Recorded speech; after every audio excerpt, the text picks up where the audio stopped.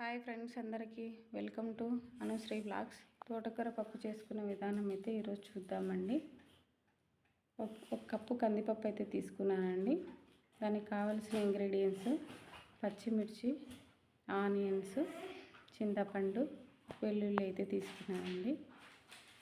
ఒక కప్పు పచ్చిమిర్చిని అయితే కుక్కర్లో తీసుకున్నానండి.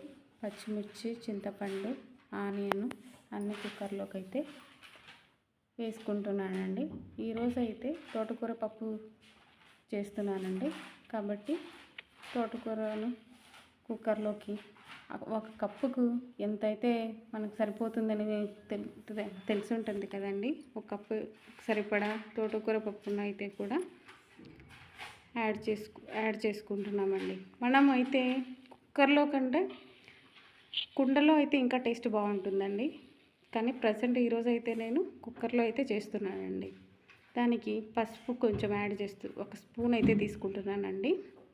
దాని తర్వాత ఆయిల్ కూడా కొంచెం 1 టీ స్పూన్ అయితే దానికి సరిపడా తీసుకుంటున్నానండి.